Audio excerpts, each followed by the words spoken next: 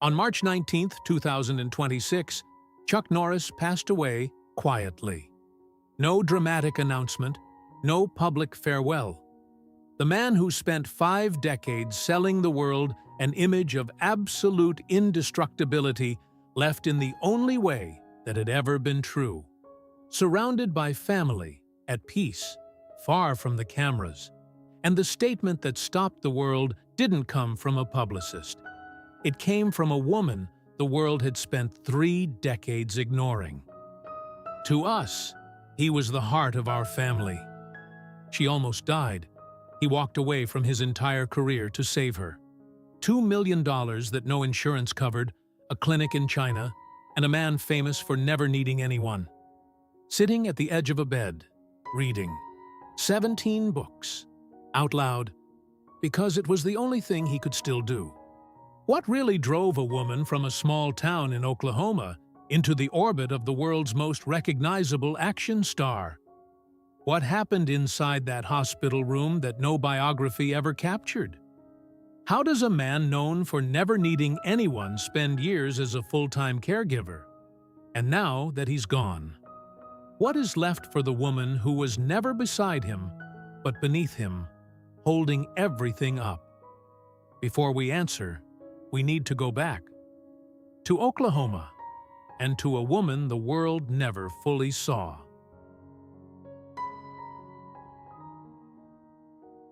There is a certain kind of woman the world never fully sees, not because she hides, but because the person standing beside her casts a shadow so large that the light simply cannot find her. Gena O'Kelley spent the better part of 3 decades living in exactly that shadow. And yet, if you look closely at the story of Chuck Norris's life, you begin to realize something that changes everything. She was not beside him. She was beneath him.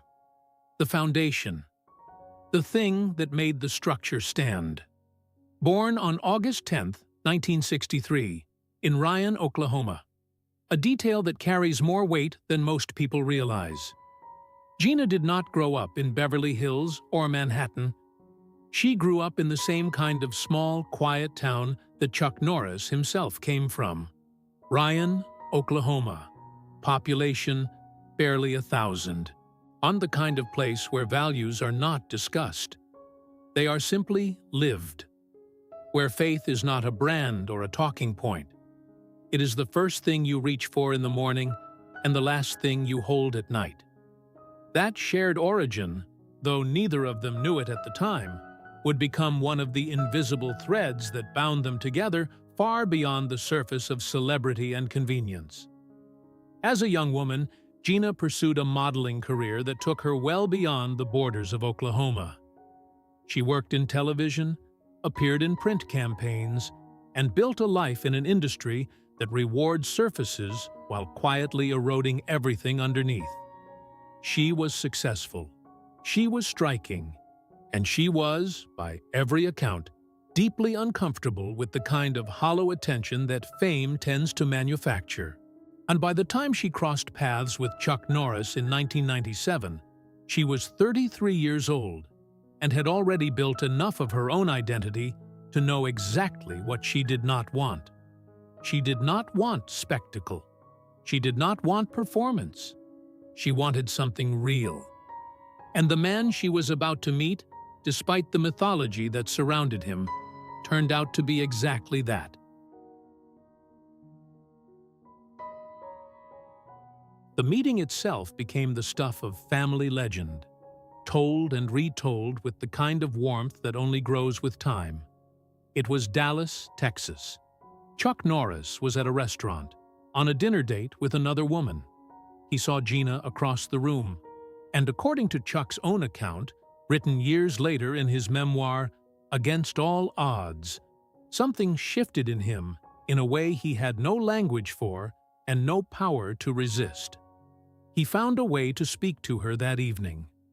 The next day, he invited her to the set of Walker, Texas Ranger, the CBS action drama that had made him a household name across America. She came. He gave her a small role, and that evening, he asked her to dinner. I wanted to get to know Gina better, so I asked her to return to Dallas as soon as possible, he wrote. She came back a couple of weeks later, and our friendship grew into a dating relationship. Before long, I felt myself falling head over heels in love. For a man who had spent decades projecting an image of absolute control, those words, falling head over heels, reveal something disarming, something almost boyish. Chuck Norris, the man who fought Bruce Lee on screen and built a martial arts discipline from scratch, was undone by a woman from a small town in Oklahoma who simply refused to be anything other than herself. They dated for a year. And on November 28, 1998, in a ceremony that was private and deliberate, not a Hollywood production, they were married. Gena O'Kelley married Chuck Norris on November 28, 1998. A year after that chance meeting led to her playing a small role on his CBS drama, Walker, Texas Ranger. Over the next quarter of a century, she would become not just the woman on his arm at premieres, but his business partner, charity co-chair, and, if his own words are taken at face value, the anchor of his later life. She was also, almost immediately, a mother. On August 30th, 2001, Gena gave birth to twins, a son, Dakota Allen, and a daughter, Danny Lee Kelly. She also stepped into the role of stepmother to Chuck's 3 older children from previous relationships, Mike, Eric, and Dina, with a grace that those who knew the family remarked upon quietly but consistently. What is striking about Gena O'Kelley is not what she accumulated during those years. It is what she chose not to become. She could have leaned into celebrity. She could have cultivated her own public persona, launched a lifestyle brand, traded on the Norris name in the way that Hollywood spouses sometimes do. Instead, she moved to a ranch in Navasota, Texas. She planted herself in soil. She raised children. She co-founded a water company, Seaforce Bottling Company, a certified woman-owned business, with Chuck in 2015. And she served as its chief executive officer, building it into a nationally distributed product not through fame, but through discipline and patience. In public interviews, the couple tended to present themselves less as celebrity spouses and more as partners in a shared routine of work, faith, and discipline.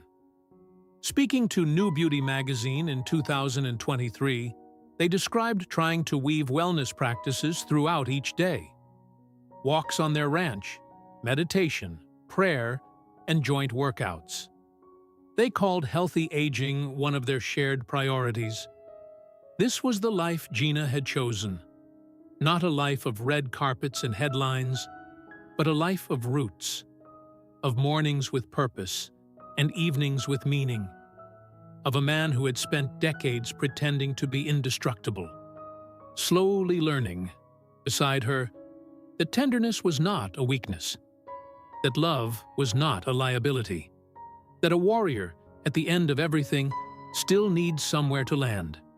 She gave him that place. For 28 years, she was that place. And then the world she had so carefully built was suddenly threatened.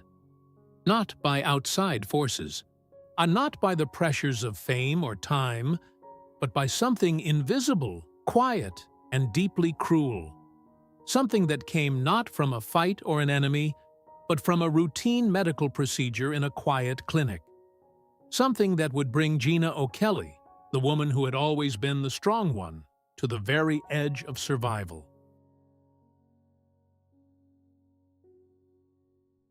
There is a version of strength the world never applauds. It does not photograph well. It does not belong on a movie poster or a martial arts championship trophy. It looks like a man sitting in a hospital chair at 2 in the morning, holding the hand of his wife, reading to her from a book she can no longer focus on. Because her mind is fracturing, Her body is burning from the inside, and every doctor in every room they have visited in the past several months has looked at her chart and quietly admitted they do not know what is happening. That was Chuck Norris in 2013. Not the legend, not the icon. A husband watching his wife disappear and refusing, with every ounce of the same stubborn ferocity that had defined his entire life, to accept it. It began, as so many devastating things do, with something routine. Gina had been experiencing joint pain and fatigue, symptoms that led her doctors to investigate the possibility of rheumatoid arthritis. As part of that diagnostic process, she underwent 3 magnetic resonance imaging scans over the course of a single 8-day period. Each scan involved an injection of a gadolinium-based contrast agent, a heavy metal compound routinely used in medical imaging to enhance the clarity of the pictures. Millions of patients receive it every year. For most, it passes through the body without incident. For Gena O'Kelley, it did not. Within hours of the final injection, she began to feel it. A burning sensation spreading across her body. Not localized, not manageable, but total. As though something corrosive had been poured beneath her skin and was working its way outward from every nerve ending simultaneously. She described it later as feeling like acid moving through her tissues. She visited the emergency room 5 times in a row. Then 6. Doctors tested her for ALS, for multiple sclerosis, for cancer, for Parkinson's disease. Every result came back negative. Nobody could name what was destroying her. Meanwhile, the symptoms worsened. The burning intensified. Her memory began to slip. Not gently, the way age might soften the edges of recollection, but sharply, frighteningly, like pages being torn from a book mid-sentence. Her ability to think clearly deteriorated. Muscle wasting followed. She could not swallow without difficulty. There were days she could not articulate a complete thought, and in the space between one hospital visit and the next, Chuck Norris made a decision that no studio contract, no franchise deal, no amount of Hollywood obligation could override. He stopped working, entirely. The man who had not taken an unscheduled break in decades walked away from his career to become his wife's full-time caregiver. No announcement, no press release. He simply chose her, and kept choosing her, every single day, for years. My whole life became focused on keeping her as well as I possibly can, he said during a CBS News broadcast in 2017. I've had to give up my career. Those 11 words, quiet, matter of fact, utterly without self-pity, said more about Chuck Norris than any film he ever made.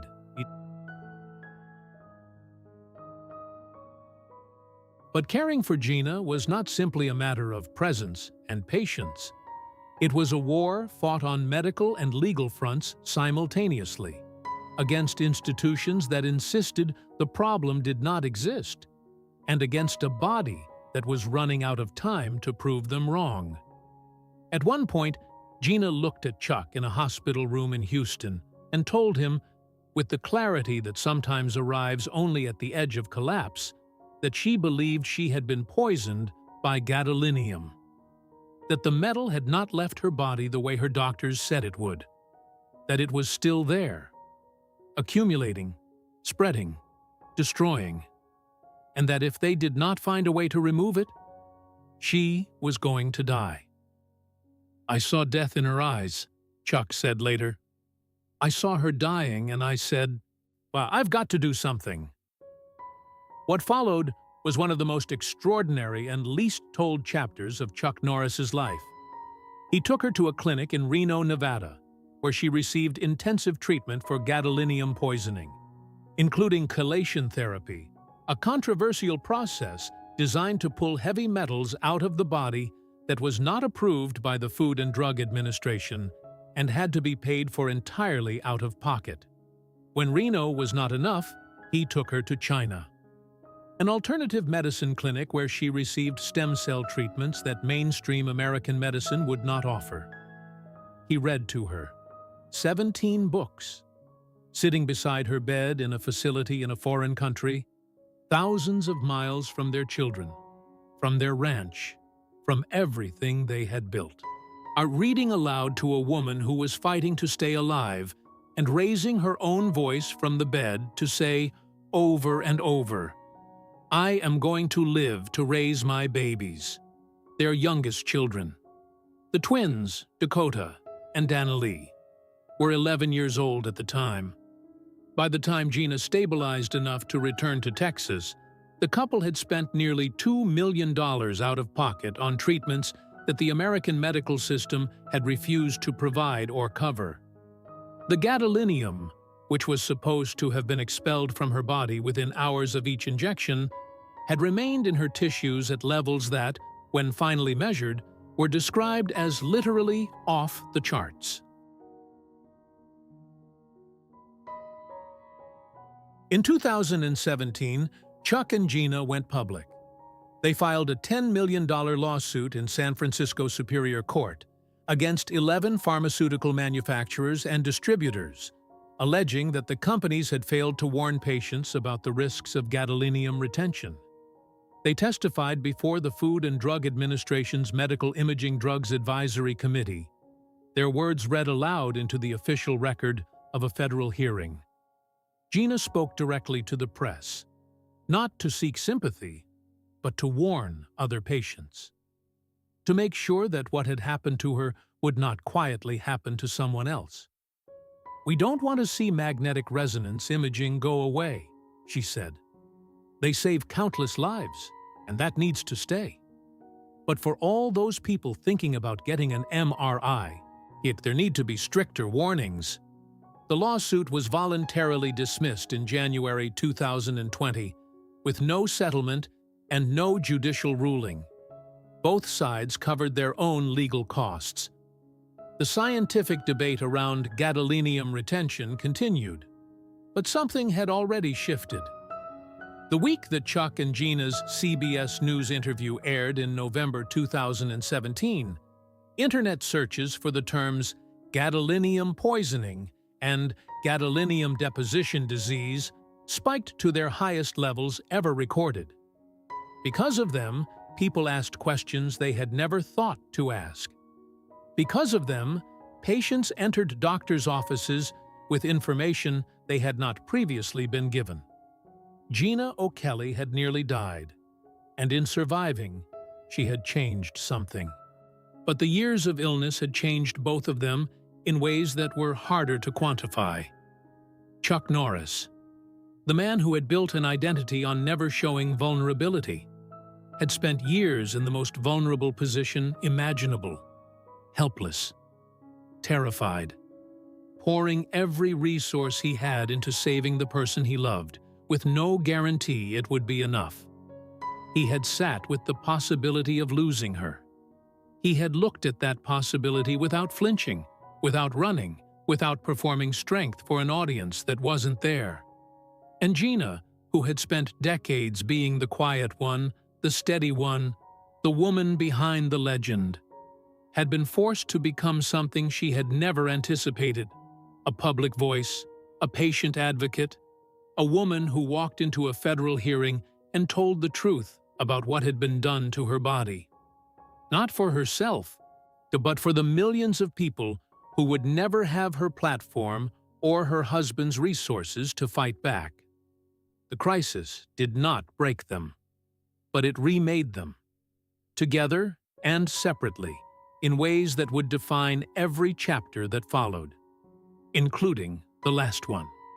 Because after everything they had endured together, the hospitals, the clinics, the years of uncertainty, the bills, the fear, the foreign countries, and the sleepless nights, they came home to their ranch in Texas, and they chose, deliberately and completely, to live, not to survive, to live side by side, in the quiet of the morning, on walks they had promised themselves, in a marriage that had been tested at the deepest possible level and had not broken. That is who Chuck Norris was when the cameras were off and the mythology was set aside.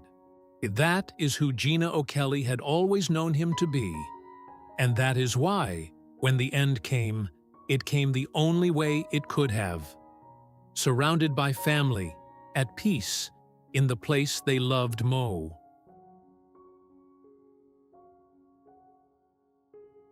There is a particular kind of courage that asks for no witness. Not the courage of a film set, where the camera is rolling and the stunt is choreographed, and the danger, however real, exists within a structure designed to contain it. Not the courage of a courtroom or a congressional hearing, where the audience is present and the stakes are visible. The courage Chuck Norris carried through the final years of his life was quieter than any of that. It was the courage of a man who knew, with the kind of bone-deep clarity that only comes after you have watched someone you love nearly die, that time is not a given, that the body has its own agenda, that even the strongest architecture eventually shows its cracks, and that the only dignified response is not to pretend the cracks aren't there, but to tend to them, carefully, privately, and without making your fragility someone else's burden.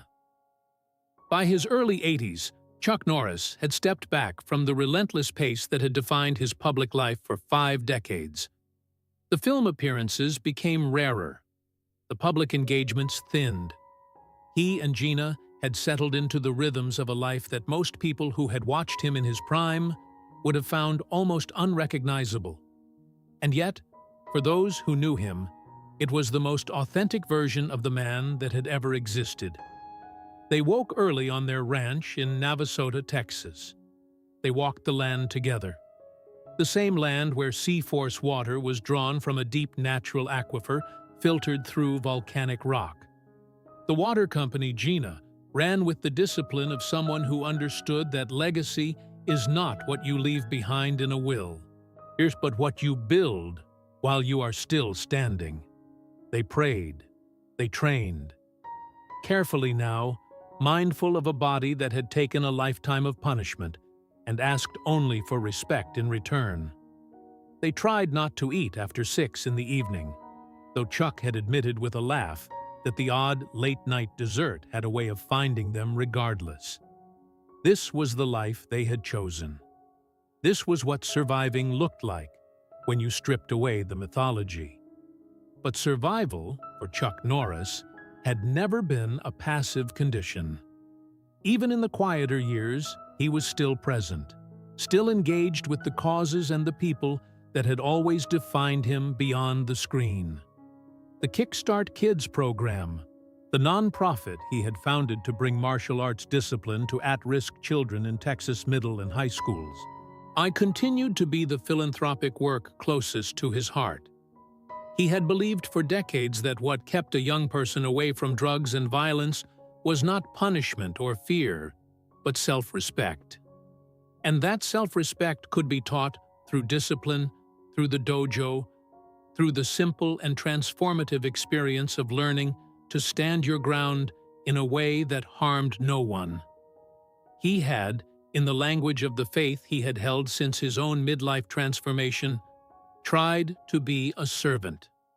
Not a star, a servant, rounded by family, at peace, in the place they loved most.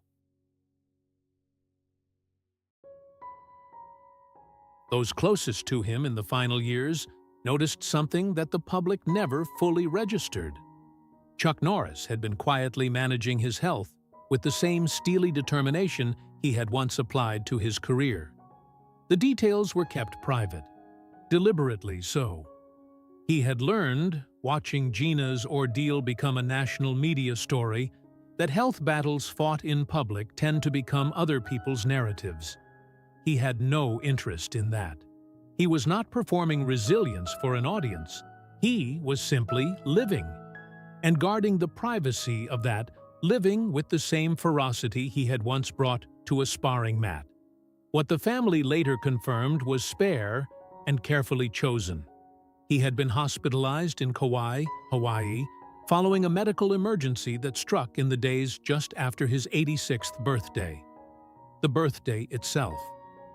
March 10th to 2026 had been celebrated. There had been family around him. There had been, by every available account, the warmth of a man who had made peace with the arc of his own life and was present within it in a way that younger, less tested men rarely manage. 9 days later, that peace became permanent. The medical emergency was sudden. The family did not specify its nature, and that restraint, far from being evasion, was entirely consistent with the man Chuck Norris had always been. He had spent a lifetime resisting the idea that his private self was public property. In death, his family honored that instinct completely. What they did say was this: he was surrounded by his family. He was at peace.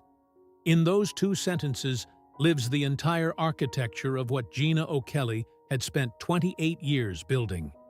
A man who, at the very end, did not die alone. Did not die in the clinical anonymity of a hospital corridor, separated from the people he had fought for and been remade by. He died held, in Hawaii, a place of water and sky and the particular kind of beauty that asks nothing of you but presence. Gina was there.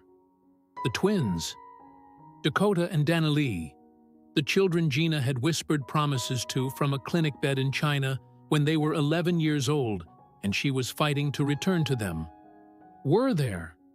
The family he had devoted the second half of his life to, the family that had outlasted every franchise and every championship and every Hollywood credit. They were there. And in the hours after, when the weight of what had happened settled over all of them like something physical, it was Gina who found the words. Not immediately, not for public consumption in the first raw hours of grief, but with the measured steadiness of a woman who had already faced the unthinkable once and had learned, in surviving it, that some truths can only be spoken after the shock subsides. The family's official statement, released on March 20th, 2026, was simple and exact, in the way that only deeply felt things can be. It is with heavy hearts that our family shares the sudden passing of our beloved Chuck Norris. While we would like to keep the circumstances private, please know that he was surrounded by his family and was at peace. To the world, he was a martial artist, actor, and a symbol of strength. To us, he was a devoted husband, a loving father and grandfather, an incredible brother, and the heart of our family. He lived his life with faith, purpose, and an unwavering commitment to the people he loved. Through his work, discipline, and kindness, he inspired millions around the world and left a lasting impact on so many lives. While our hearts are broken, we are deeply grateful for the life he lived and for the unforgettable moments we were blessed to share with him. Read it once, and it sounds like a prepared statement. Read it again, and you begin to hear Gina's voice in it. In the specific order of those words, in the deliberate placement of devoted husband before martial artist, in the quiet insistence that what mattered most was not what the world saw, but what the family knew. So she had spent 28 years making that argument in private. In the most public moment of her grief, she made it one final time.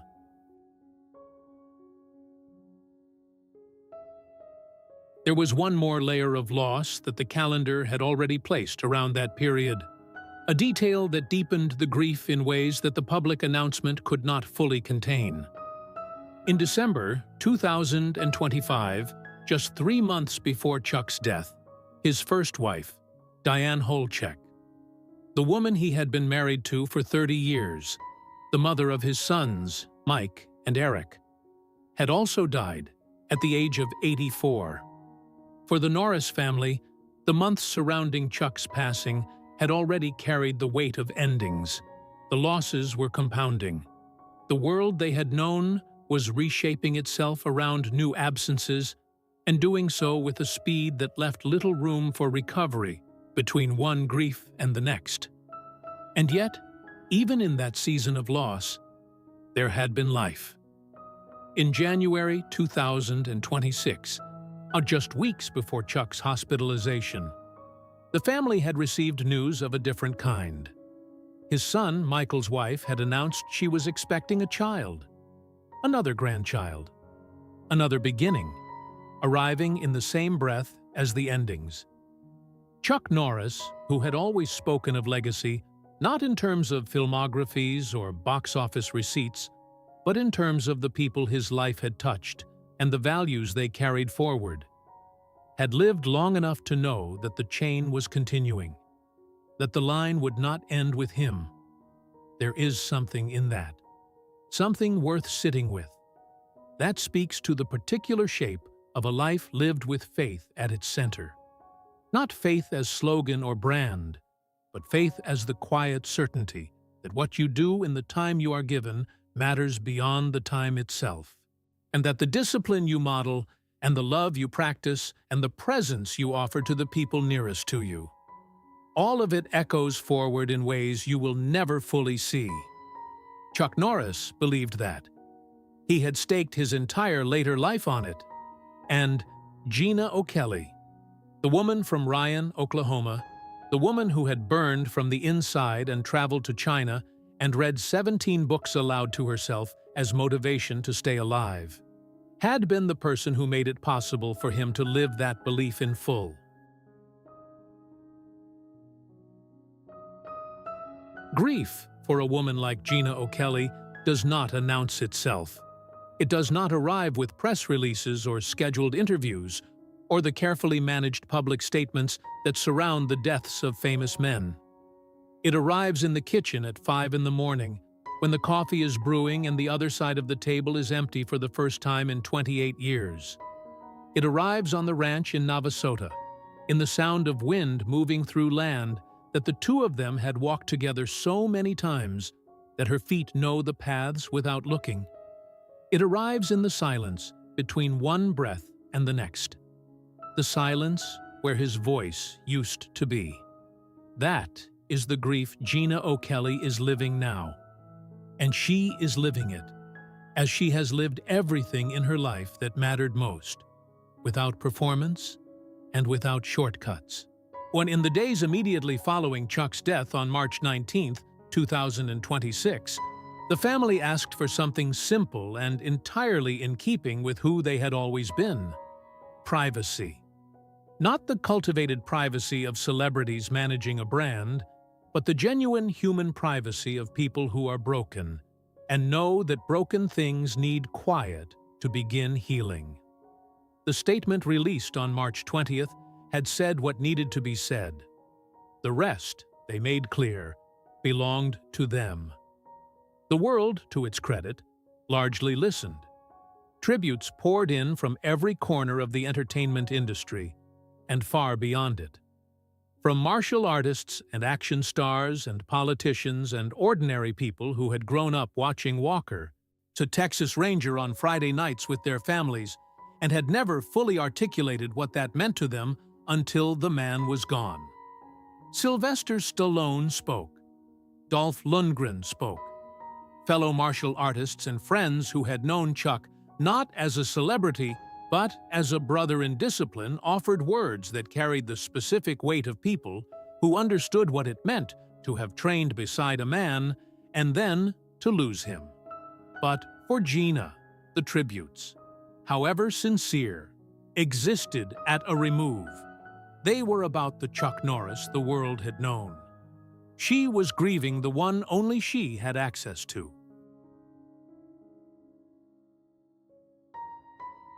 The man who had read 17 books aloud to her in a foreign clinic because reading was the only thing he could think of to do with the terror of almost losing her. The man who, decades into a career built on physical dominance, had learned to sit still beside her hospital bed with the patience of someone who had finally understood that stillness was its own form of strength. The man who had posted on Instagram in August 2022, on her birthday, words that were not crafted by a publicist or shaped for public consumption. Words that were simply true. Happy birthday to the most amazing woman that God could have ever blessed me with. Gina, I love you more than words can even describe.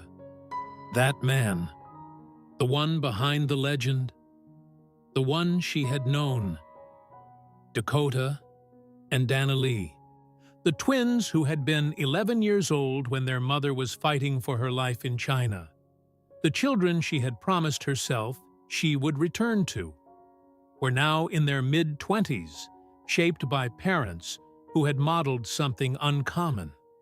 The willingness to be transformed by hardship rather than hardened by it. Dakota had become a 5th-degree black belt in Chun Kuk Do, the martial arts system his father had developed, carrying forward the physical discipline that had defined Chuck's life in a way that was personal rather than performative. Dana Lee had grown up watching her mother build a business and fight a medical system and emerge from both with her integrity intact. These were not children who had been sheltered from difficulty. They had watched their father set down his career to save their mother. They had grown up understanding, and in the most concrete possible way, that love is not a feeling you declare. It is a decision you make and then keep making every single day, regardless of what it costs you. Now they were watching their mother carry a different weight, and by every account available, they were carrying it alongside her. The family's request for privacy extended to the circumstances of Chuck's death, and that restraint, far from generating suspicion, generated something more valuable. Respect. Because it was consistent. Because it matched the pattern of a family that had never traded intimacy for attention, had never monetized their pain or their joy for public consumption, had always maintained a clear and principled line between what belonged to the world and what belonged to them. The world had Chuck Norris, the icon, the legend, the roundhouse kick, and the Walker, Texas Ranger badge, and the internet mythology that had made his name synonymous with a particular kind of indestructible American masculinity. Gina had Chuck Norris, the man, and she was the only one who truly knew the cost of keeping that man alive. In body, in spirit, and in the quiet daily work of a marriage that had been tested at the deepest possible level and had not broken. There is something the family confirmed in the careful language of people who choose their words with the same deliberateness they bring to everything else. That in his final years, Chuck had kept the full fragility of his health private, not out of vanity or denial, but out of the same protective instinct that had always governed how he moved through the world. He did not want to be a source of worry. He did not want the people he loved spending their energy on fear when they could spend it on living. Even at the end, he was shielding them. Even at the end, he was the protector. Gina, who knew better than anyone what he was carrying, had honored that instinct. As she had stood beside a man who was quietly managing the weight of his own mortality with the same discipline he had brought to every other challenge of his life. And she had not made it public because he had not wanted it to be. That is an act of love that does not make headlines. It is the kind of love that exists only in the space between two people who have decided, without announcement, that their private life belongs to them and not to the world.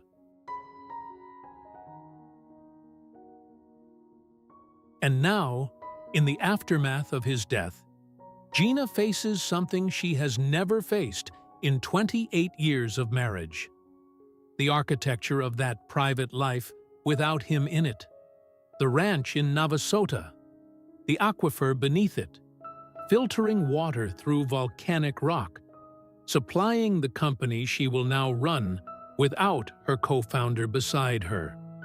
The morning walks on land they chose together, the faith they shared, not as public declaration, but as daily practice, the invisible framework on which they had built everything else. The grandchildren, 13 of them, with at least one more on the way. Who will grow up hearing stories about a grandfather who was famous for his kicks, but who was more quietly famous in the family that knew him for never leaving? The family also noted, with the particular clarity of people who want to be sure this is understood, that to Chuck Norris, his most important identity had never been the one the world assigned to him. Not action star, not martial arts champion, not television icon, servant of God, husband, father, grandfather. That was the order in which he held himself. That was the order in which Gina had always known him. And that is the order in which she is now charged, in his absence, with carrying his memory forward. It is not a small thing she has been left with, but it is not an empty thing either. Because what Gena O'Kelley holds now, in the silence of the mornings, in the company of her children, in the continuation of work that was always theirs together, even when the world saw only his name, is not simply grief. It is also legacy, evidence, the proof that the life they built was real, and that real things do not disappear when the people who built them are gone. They change shape. They move into the next generation. They surface in a son who trains in his father's martial art, not for fame, but for meaning. In a daughter who watched her mother fight for her life and learned that fighting is what love looks like when it has nowhere else to go. In a company built on water drawn from the earth, clean, deep, alkaline, that continues to flow long after the hands that first found it have stilled.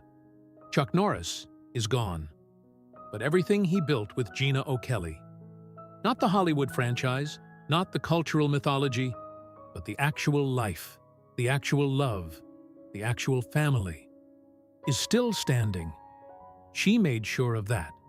For 28 years, quietly and completely, she made sure.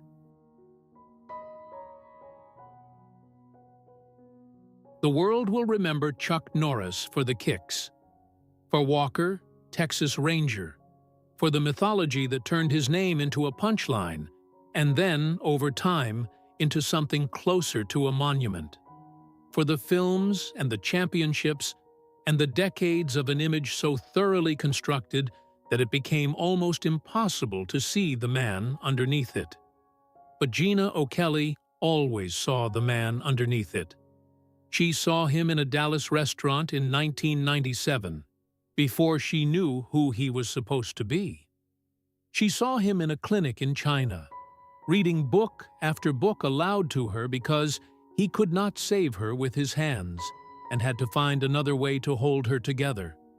She saw him on their ranch in the early mornings, walking land they had chosen together, practicing the quiet discipline of a life built on faith rather than fame.